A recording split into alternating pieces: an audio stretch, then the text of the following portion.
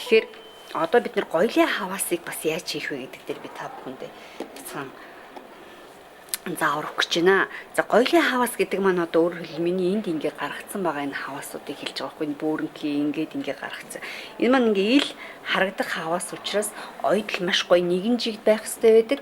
За тэгээд дээрэс нэмээд одоо гоё хээ дүрс үүсгээд одоо хүсэх ямар хээ дүрс хүсэж байна. Тэрийг та энэ дээрээ гоё зураад тэрнийхээ дагуу ойдог байгаа.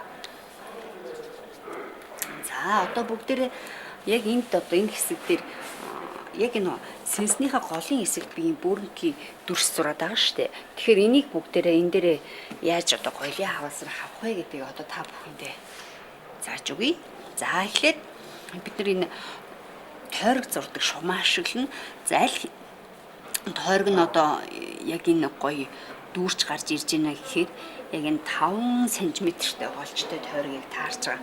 А та бүхэн хэрвээ юм шугам байхгүй бол гэртээ байгаа нөгөө таг тийм зүйлсээ бас ашиглаж болно шүү дээ. Бөөрнгийн яг энэ голын хэсэгт ингээ гоё дугуйраа таарах юм аа л ашиглаж болно.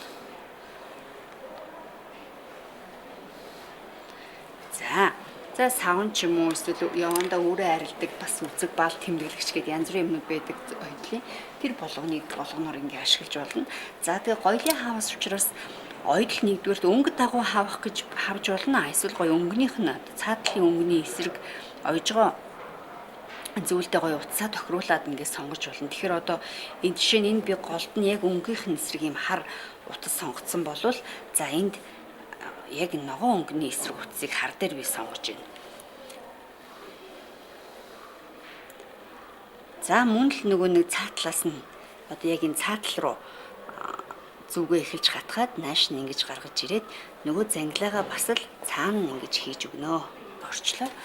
За одоо ингээд гоёлын хаваасаа хийнэ. Гоёлын хаваас гэдэг маань ерөөсөө нэг бол гоё том байж болно. Эсвэл бүр маш жижигхэн одоо бүр яг японч урчиг маш жижигхэн тэгж хатгаж болдог.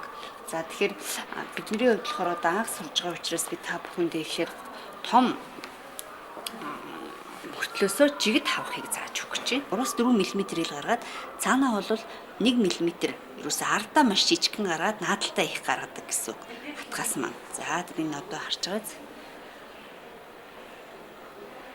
Ер нь тойрог ойж байгаа учраас бид нэр хамгийн их нэг удаагийн 2 л одоо хатгаас хийж чадна ил хатгаас. 2 юм уу нэгийг бүр одоо тойрогны юун дээр хинтэр ирэх юм бол яг энэ дуурсан хэсэг энэ дээр бол заримдаа нэг ч юм уу тэгж хатгаж явна.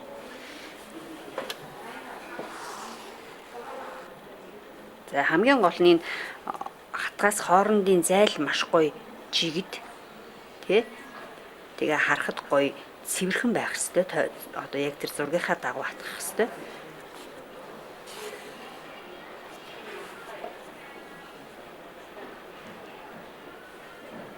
За яг ийм хатуу ойдолтой хэсэг дээр яадгүй гэхээр эхлээ шууд цааш нь юм уу эсвэл нааш нь ингээ гаргацдаг байгаа. Яг гэвэл хатуу ойдолтой хэсэг дээр бид нар ингээд оёх гэхээр нөгөө нуул хитрхи хол одоо хатгаас хийчих гэдэг. Тийм учраас шууд зүгээ ихц дээрээс нь доош нь ингэж хатгаж гаргаж ирж байгаа шүү. Ер нь та бүхний гоёлын хаваасыг цаашдаа ч гэсэн юм нэрээ маш их ашиглаж байгаарэ.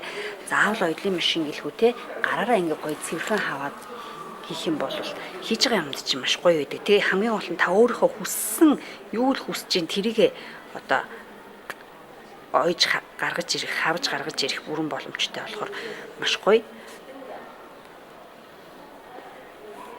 Жишээ нь одоо миний энэ хээ төрсний оронд бол та жишээ нь шүү гоё үндэсний юм шиг хээ цэцэг найвч юу л байна юу ч хатгаж болдог. Би тэгж байгаа та бүхэнд одоо өөрийнхөө гар хаваасаар хийж байгаа нэг зэрэг бас гоё ажлуудаа үзүүлнэ. Гар хаваасанд ер нь би бол дуртай.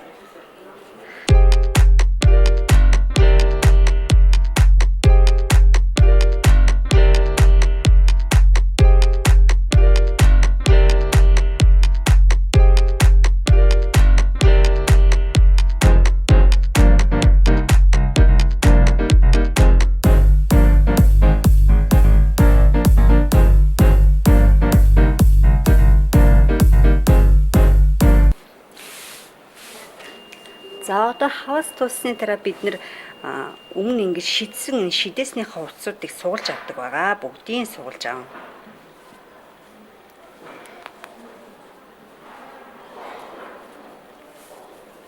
Хэрвээ ингэж зангилаад байх юм бол тэрийг тастаад за бүх энэ хувцсуудаа сайхан хитрхи их амар татаж болохгүй.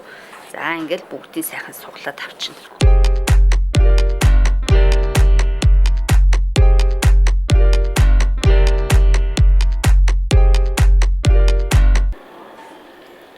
За ингээд гар хаваасаа дуусгачлаа. Та бүхэн одоо ингээд харах юм бол ийм хөөрхөн хээ үүсгээд яг сэнснүүдийнхаа гол дээр гоёлын хаваас хийгээд за тэгээд юуныхаа яг зүудлүүдийнхаа завсраар одоо яг энэ завсраар нь харагдахгүй байгааз энэ завсраар болохоор далд хаваасаа хийж явсан байна. За энэ маань болохоор яг арын хэсэг араасаа ингээд яаж хийсэн нь маш гоё тодорхой харагданаа та бүхэнд. Тэгэхээр ингээ араа харжгаад бас энэ зүудлүүдээ ингэж тойруулсан байна. Тэгээд сэнснүүдийнхаа голд одоо ингээд гоёлын хаваасаа хийсэн байна гэдэг нь илэрхий тодорхой харагдаж байгаа.